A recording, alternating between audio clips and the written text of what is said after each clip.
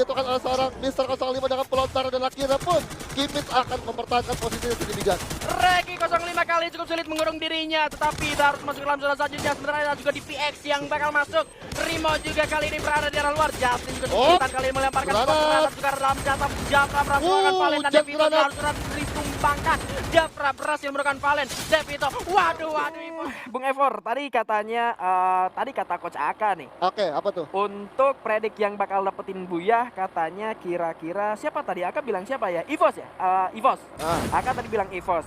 Untuk dari tim NXL sendiri, mereka pegang RBR.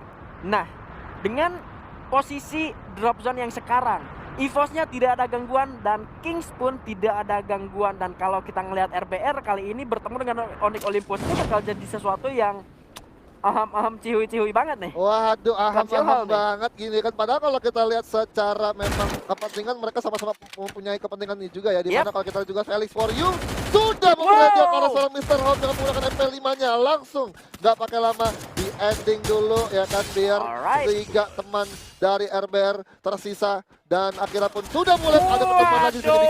Felix-nya ternyata harus bertemu dengan 3 player dari Red Bull Rebellion. Sementara ternyata DRB hanya menyisakan seorang Joyce dan saja. Karena Gare berhasil membackup Felix. Dan kali ini Red Bull Rebellion menyisakan 1 player saja tersisa. Dan Onyx Olympus masih cukup kuat, sangat-sangat kuat. Bahkan di early game pun ketika ada teori kalau mau nusilin Onyx itu harus di awal, RBR mengusahakan itu, tapi malah RBR-nya yang tumbang dan pincang. Aduh, kenapa nih ya kan? Tapi emang kalau kita lihat secara tim dari POV-nya RBR sendiri ya, RBR sendiri dari segi posisinya aja mereka sangat berjauhan banget. Betul. Sesama player mereka tidak ada yang namanya regrouping, karena juga satu regrouping yang mereka akan lakukan pun teman-teman dari Onyx Olympus, satu member tadi ada 1 orang di arah atas sana, itu benar-benar kayak menjaga seorang Joy, tidak boleh lagi mendekat ke arah teman-teman RBR yang memang lagi fight. Dan ketika tadi ada 1 orang dari tim Onyx Olympus yang berhasil didapatkan, ya let's say teman-teman Onyx Olympus sudah lebih duluan regrouping ke arah temannya yang berhasil untuk di knockdown gitu kan. Lebih siap dan lebih sigap untuk melakukan backup ketika skenarionya salah satu rekannya itu berhasil ditumbangkan dan nggak bakal terlalu khawatir banget keculik gitu ya kan, karena emang posisinya deket-deketan dan bakal ini ya mudah lebih terbackup. Mudah untuk terbackup. Dan teman-teman dari Onyx Olympus di sini juga sudah mulai yang namanya melakukan lootingan. Tapi di sini ada satu tampilan nih, katanya nonton final FFML dan dapatkan item gratis. Waduh.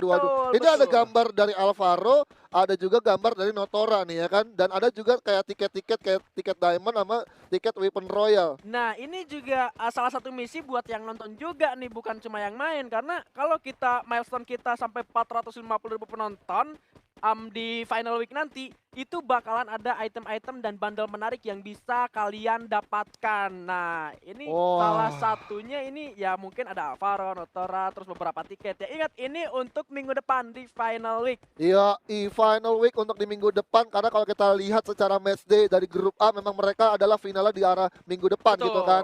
Dan walaupun sebenarnya untuk hari Minggu ini grup A-nya sendiri juga lagi bermain nih untuk bisa bermain 1 match day lagi. Tapi tapi kalau untuk minggu depan itu udah final week, dan akhirnya itu yang bisa kalian dapatkan nanti ketika kalian bisa meramaikan untuk langsung menyaksikan ataupun bisa menembus milestone yang memang kita inginkan juga. Kalau misalkan nembus sampai 400.000 ya? 450.000. Oke, 450.000 kalau misalkan tembus milestone-nya, udah itu tadi item yang di banner itu udah buat kalian semua. Iya, itu udah kalian tinggal nonton doang, itu udah bakal dapat jelas-jelas dapat item, dapat bundle gitu ya kan. Tidak sesulit ketika kamu menginginkan dia yang ternyata dia pun tidak menginginkan kamu. Waduh.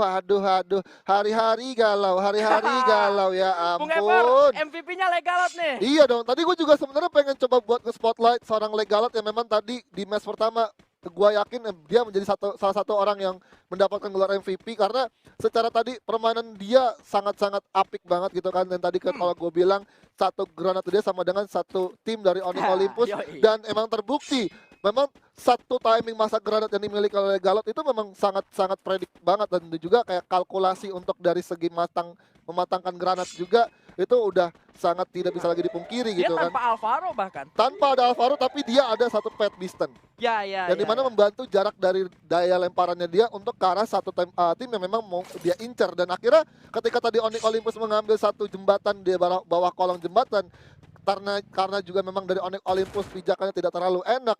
Jadi kayak POV dari Onyx Olympus tadi gua rasa mereka mau naik ke atas pun ada teman-teman dari The Prime gitu kan. Kalau ke arah kiri ada RRQ, makanya tadi agak sedikit tertahan karena juga ada tembakan-tembakan dari teman-teman RRQ yang akhirnya menyulitkan Onyx Olympus untuk ya udah bertahan di situ aja gitu. Ya. Dan akhirnya dari Garut enak banget untuk langsung ngepanis gitu. Dan sekarang kalau kita lihat standing round pertama ada RRQ Hades dengan 22 poin dan disusul sama The Prime Esport 15 poin. Sedangkan di sini Island of God hanya terpaut 2 poin saja ya untuk bisa menyusul dari The Prime. Tapi kalau kita lihat dari standing round ini memang ada rivalitas yang terjadi di mana ini dari teman-teman Island of God akan coba untuk bisa ngejar teman-teman dari RRQ Hades ya. Ya, kalau misalkan kita lihat di grup B-nya sendiri, bahkan dari Onyx Olympus sama EVOS Divine-nya pun ini masih ada di posisi keempat dan kelima dan poin mereka hanya terpaut 2 poin aja.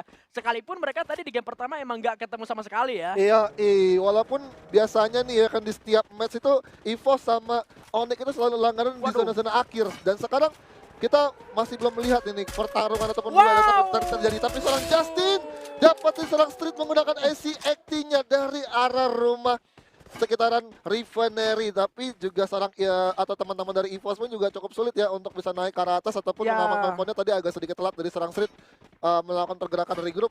Dan akhirnya Justin bisa memanfaatkan momentum itu untuk dapetin 1 poin kill. Gak kenotis, gak ketahuan. Tadi juga kalau misalkan posisinya dari EVOS udah tahu ada GPX di arah atas, gue yakin Street juga nggak bakal bergerak sebegitu terbuka di arah sana. Kalau misalkan mereka udah tahu bahwa posisi GPX ada di sana, ini mungkin mereka masih apa ya, bisa gua bilang mereka belum dapat informasi kalau misalkan ada musuh di arah atas. Karena ya seperti yang gue bilang, kalau misalkan mereka udah tahu ada musuh di arah sana, mungkin mereka nggak bakal bergerak sebegitu bebas di arah sana. Iya, ini kita melihat lagi ya, satu tim EVOS Esport harus kehilangan satu support power juga. Betul. Karena tadi kalau kita lihat secara di match pertama ada center team menjadi satu support power juga untuk timnya dan sekaligus in-game leadernya. Dan sekarang justru malah in-game leader yang masih bertahan, tapi satu support powernya lagi yang membantu seorang center team berhasil untuk diculik. Tapi kita lihat juga sudah ada lemparan granat yang akan dilakukan oleh FR karena TP di sini juga. Yes, sudah masuk dalam Corona kali skopnya harus tertumpahkan benar aja kali ini bakal back up, tetapi 3 orang tahu ini First Rider. Souza masih bisa mendapatkan 1 ground yang kembali melakukan reviving sementara dari The Prime kali ternyata 2 membernya agak sedikit lebih jauh ternyata dari First Rider masih bisa diselamatkan. Sementara Souza berhasil mengending seorang Heyu di sana masih ada tembakan dari seorang Limzi masih bisa mengending arah First Rider ternyata sudah ada yang terending. Scooper juga berhasil mendapatkan 2 RR9. Coba diras oleh seorang Amerta sendirian dengan MP-nya ataupun kali ini 1 vektor saja dan bakal begitu sulit karena First Rider masih cukup buat untuk bertahan. Sementara dari juga sudah Jatim mendapatkan seorang Gare. Ansanya juga dikembangkan, masih melakukan perlawanan tapi Scooper tertembak karena ada Kings, karena ada orang ketiga. Gak enak banget ada orang ketiga, ya ampun, dan malah First Rider-nya yang rata. Aduh, First Rider harus tereliminasi di peringkat ke-12 karena secara dari posisi memang mereka tadi sukses ya untuk mendapatkan 2 pemain dari TP atau The Prime yang memang setidaknya dari jarak aja untuk melakukan satu covering.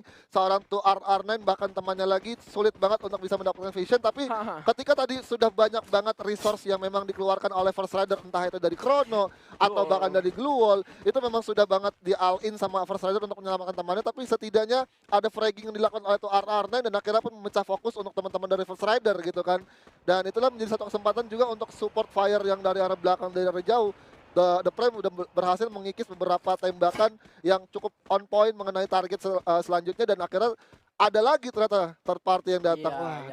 Udah mau gimana lagi sih? Udah sial banget sih. Iya, sial banget. Setidaknya untuk First Rider sendiri mereka udah berjuang begitu keras untuk bisa bertahan, tetapi di arah lain kali ini Ayo juga bertemu dengan mereka Arcades yang malah 1 orang. Gare Ayo juga berhasil makanan masih bisa diselamatkan kembali Arcades. Ini adalah tim yang begitu kuat untuk bertahan di area Refinery. Dari sana gua cuma ngelihat Legalot sendirian aja nih. Gua gak ngelihat teman-temannya ada di mana nih, Bung Evor. Iya, untuk teman-teman RRQ sendiri masih belum terlihat, tapi kalau gua rasa feeling gua nih RRQ Hades sudah dipretelin ya satu persatu pemainnya dari tim Island of God yang memang lagi coba buat rotasi, tapi secara kill memang IOG ini tidak mendapatkan kill sama sekali. Dan Iya. artinya RRQ Hades pun juga di sini pemainnya masih lengkap Nah. 4 orang. Berarti artinya ada split posisi yang jauh banget dan di sini Legalot Iya. nggak expect gitu ketika memang melakukan satu upaya untuk scouting ke arah Foundation ataupun ke arah The Maze melalui satu panggung Refinery, ternyata justru sialnya Legalot sendiri ketemu sama teman-teman IOG satu grup sama mereka. Iya, dan menariknya justru Legalot sendiri dia masih sempet-sempetnya dapetin satu knockdown dan dia pun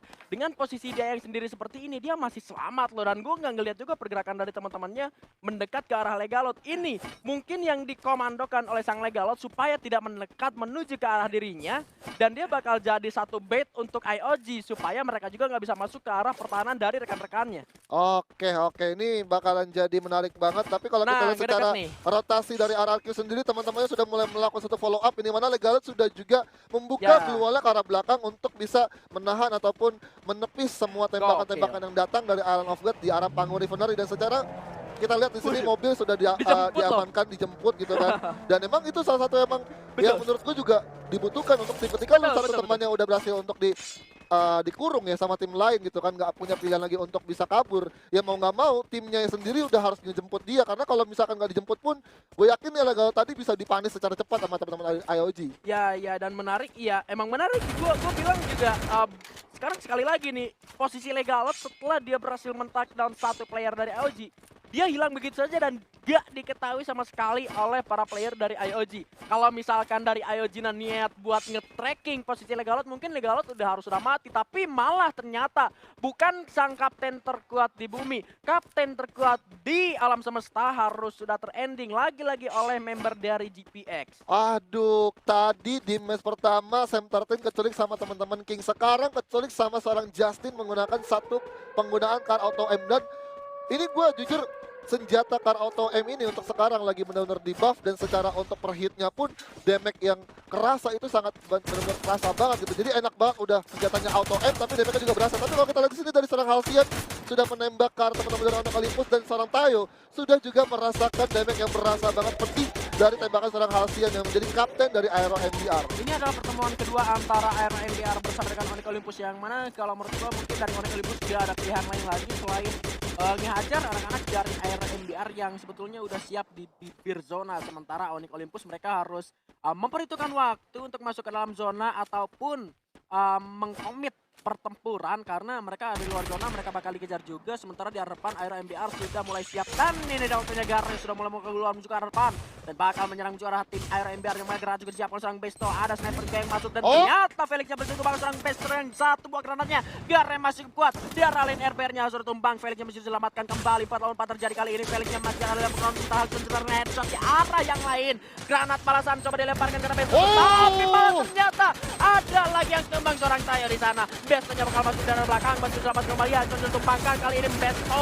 Nas kuat melakukan tembakan, bakal selamatkan lagi. Wayne dari belakang, malah 2 orang tumbang dari MDR. 3-1 lagi. Seorang dan yang tersisa dengan vektornya malah begitu jauh. Sang vektor kita, double vektornya ada di belakang, dan Onyx masih cukup kuat. Ya ampun, kok bisa kayak gini ya ilah. Ya ampun, Onyx Olympus masih bisa bertahan dengan beberapa minim resource yang mereka dapatkan ketika mereka masuk ke dalam satu pertahanan ataupun jantung dari Aero MBR. Tapi mereka masih bisa mengantisipasinya. Tapi kalau kita lihat dulu di sini sudah ada seorang wing yang terpantau kepalanya langsung headshot. Tapi ada follow up blue wall dan juga granat, dan tadi baru hampir saja nyaris ke arah satu pemain dari GPX, di mana Wings tadi berhasil untuk di ending ya, kalau misalkan tadi granatnya connect ya. Iya, masih ada Chrono untuk granat tadi, sementara Justin kali ini masih bisa menembak juga ke arah tim Onyx Olympus, yang mana Mr. 05 pun berhasil menumbangkan dia, dan ini bakal jadi satu hal yang cukup sulit untuk Onyx Olympus. Sementara GPX berhasil mendapatkan zonanya bersama dengan Impus di arah bawah, masih mengeluarkan tembakan, dan Onyx pun udah nggak kelihatan di minimap. Sementara satu persatu temannya harus ditumbangkan oleh dua tim yang sedang stay di saudara yang sama. Olympusnya tumbang di posisi ke-10. Di arah lain juga ada Amerta yang harus terending oleh serang Azril. Sementara di arah bawah sudah ada yang terlihat serang Justin. Bakal ada upaya melakukan ending secara Gluo. Kembali serang Wis menumbangkan. Sementara realis adalah Razor berhasil mendapatkan kill ya. Garlu juga menumbangkan seorang Dix. Masih bisa untuk menggulung medkitnya. Sementara Azril kali ini untuk IOG. Aduh, Aeronya ternyata harus sudah ditumbang di posisi ke-9. Masih melakukan pedal ke arah Sonic. Didapatkan serang Razor. Didapatkan serang Java. Jafra. Masih ada Legal juga berhasil menemukan Jafra kembali, abunya berhasil menjadi seorang Raf dan King. Tumbang sudah di posisi ke-8, sementara IOG masih lengkap dengan 4 membernya. Tetapi di arah samping kanan mereka sudah ada RRQ. Granat lagi-lagi dari Mr. 05. Yang kali ini granatnya udah habis, harus sudah sulit untuk menghajar dari GPX. Dranix tumbang di posisi ke-7, Bung Evo. Iya, ini dari 6 tersisa dengan 19 orang yang masih hidup, tentu ini masing-masing tim tidak lagi diuntungkan oleh zona karena zona benar-benar mental ke arah tengah. Dan ini tinggal hanya pembuktian siapakah tim yang akan bisa menguasai satu zona selanjutnya ataupun zona sekecil itu. Tapi ya ampun, Legailot lagi ngebidik pelontarnya, malah kena sendiri. Tapi kalau kita lihat juga sudah ada seorang Kimit langsung ngeras karena teman-teman dari EVOS Divine, dimana kalau kita lihat JNA berhasil jatuhkan oleh seorang Mr. 05 dengan pelontaran, dan akhirnya pun Kimit akan mempertahankan posisinya signifikan. Regi 05 kali cukup sulit mengurung dirinya, tetapi harus masuk ke dalam zona selanjutnya. Sementara ada juga di PX yang bakal masuk. Rimo juga kali ini berada di arah luar. Justin juga kesulitan kali ini melemparkan granat juga dalam jatah. Jafra berhasil melakukan Valen dan Devito harus ditumbangkan. Jafra berhasil melakukan Valen. Devito, waduh EVOS-nya ternyata terkena granat dari seorang Justin. Karena posisi dari Regi sulit, aduh gak bisa keluar juga. Sementara IOG kali ini bakal nyayurin tim-tim yang masih berada di arah luar. Jabret Gaming dari seorang Bion dengan satu granatnya juga berhasil meng-ending satu squad, menyisakan Rimo dan juga RRQ Enis. Backman di sana bakal dipanis di arah luar zona. Rimonya tumbang dan boya untuk Island of God di Jogen Buddy. Wow, Island of God berhasil mencetak buya di match kedua kita kali ini di map Kalahari dengan zona